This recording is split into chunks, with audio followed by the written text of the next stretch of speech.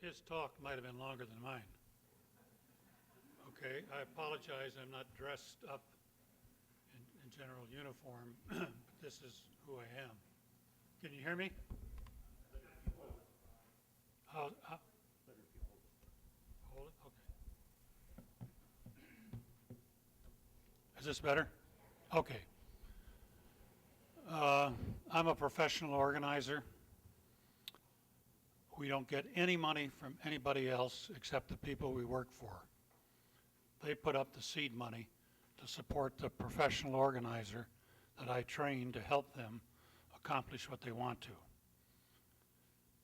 What we specialize in is forming citizens organizations independent of the city, the government, who try to hold them accountable and get change in the areas that they want. We're in about 12 cities throughout the United States. So I train organizers. That's my job. I'm going to talk about 12 minutes, okay? You all must be going crazy if you've been here 2.5 days listening to people. I don't know how you do that. What? So interrupt me in about 12 minutes out, somebody, and I'll probably wrap up in the next 2 minutes after that. When somebody comes to organize, the first thing I tell them is I don't fire people for making mistakes. I fire them for not making mistakes. You got it? You can't learn unless you take risk. And the world that we are in and try to organize is the world as it is and the world as it should be or could be. And we're between the two worlds. And so the organizer has to be that kind of person. The as-is world, the real world, and then the world as it could be, what it should be, and what it isn't for the most case. The big question the organizer uses all the time is why? Why did you say that? What do you mean by that? Explain. I perfectly explain what he said, but I say I don't understand what you're driving at. You have to get into a relationship with people if you want them to be part of your collective group to force change. It won't just happen. You can have all the greatest ideas in the world and strategies and whatnot, but unless you have relationships with other people and you can put 200 or 2,000 or 10,000 in one place at one time on one agenda, you ain't going to make it. Why is the most important thing you can ask. You ask why all the time, even when you understand what they said. Excuse me, what do you mean by that? Make them reframe it.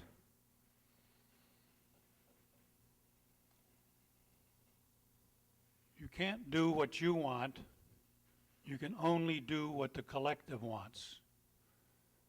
And so you might have great ideas and great tactics and have been effective by yourself, but that's no good when it comes to building broad-based citizens organizations. You have to care about them and you have to structure them.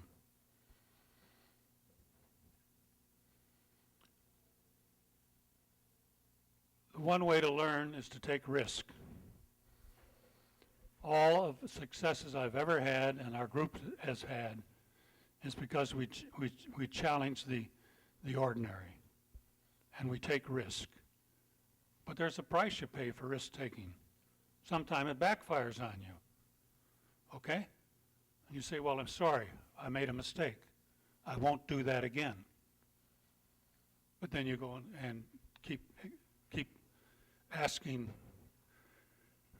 It's through asking that you learn about other people, who they are, what they believe in, and what they possibly will act on. And one way, the best way to learn about other people is to take those risks and ask those questions. even though you understand what they just said. You don't take it. You make them say it differently. The big the big success we have is through, we never have an action without a reaction. In fact, if we could have reactions, we wouldn't have to do actions. Actions is the place that people act out, but they're not reflecting on it. They're not analyzing it. So immediately after actions, we go either back home or we go off to a side room where we are, and we evaluate exactly what happened. How did we do? How did our speaker do? How did they do? What did they do right? When we got that angle thrown at us, how come we froze? Why didn't somebody take charge then? Let's not make that mistake the next time, because they got away with that, and that prevented us from getting what we wanted.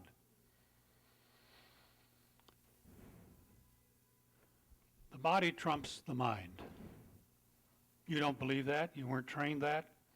Your parents didn't tell you that? The school system won't tell you that? The body trumps the mind. I got a small pamphlet on it. If you want one, write our office and I'll send it to you.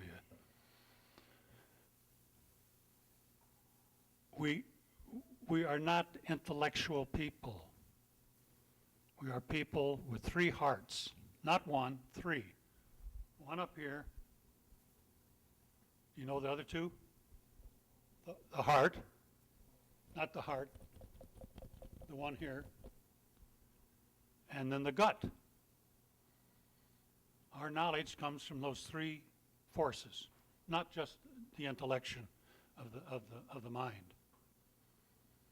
The heart and the gut are absolutely important, particularly when you're talking about building a collective of people that will act together and get change. In the short term, all action is in the reaction. If we could get to reaction and evaluation without action, we would. We can't. We have to organize action in order to have something to digest and to act on so that we cannot make the same mistakes the next time. Any group that is organizing, a beginning group, it takes them two or 3 years to realize that the important part of the meeting is the one when we sit down after the meeting and evaluate what happened. Why did it happen?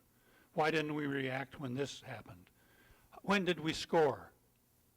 What did our leaders say that really brought the thing to the head? Let's have a round of applause for our leader. This is the way you get the glue of the organization together.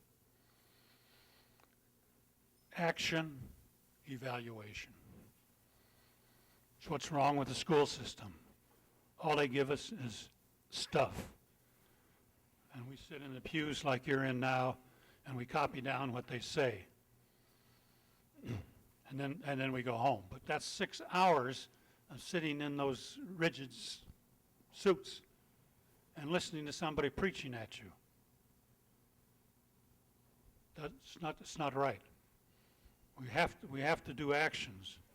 Instead of coming to school, get rid of those set buildings and set books, and go out into the community and do an action. Then come back there in the school and evaluate, well, what happened? What did we learn? What did we make different? Why didn't we think harder before we went? What we wanted from this person? This was one of the key people in the city.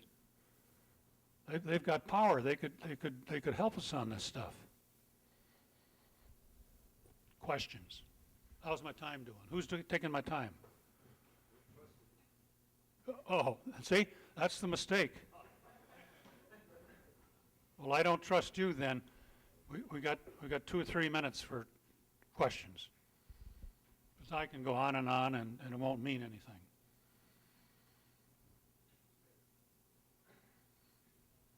Yes.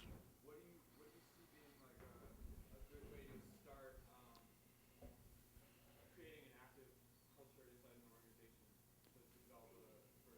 take time to get a relationship with them, which means I have to ask questions about them. Why do you do this and why don't you do that?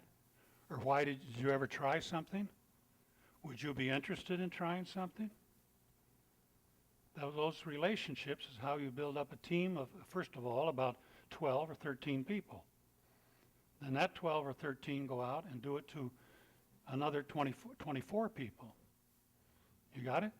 And when you got about 25 or 35 people, you got a small organization. It's when you can put 200 people in the school place in an evening session for an hour and a half action. You know, you got an organization, and you got the press there, and that gets reported, and people begin to see their dignity and what they can accomplish.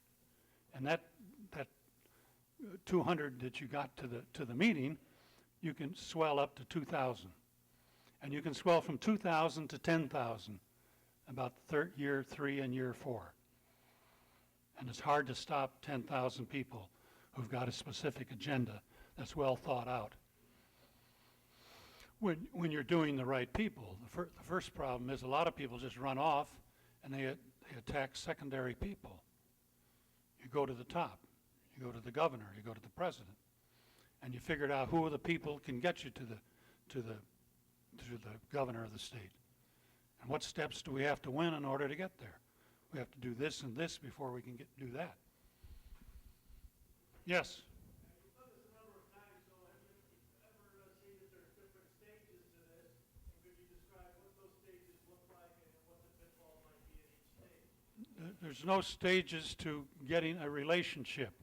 If you can't get a relationship, forget about organizing. You won't succeed. You need a real relationship with somebody about their interest, which is frequently themselves and what's around them. They're not interested in the issues that you want to lead them to. They're not there yet. They don't understand it. They won't do that by them lonesome. They know that's failure. So you've got to get a body politic that wants to act on things that they don't think about ordinarily. Is that helpful? Yes. What do I mean by what I'm saying?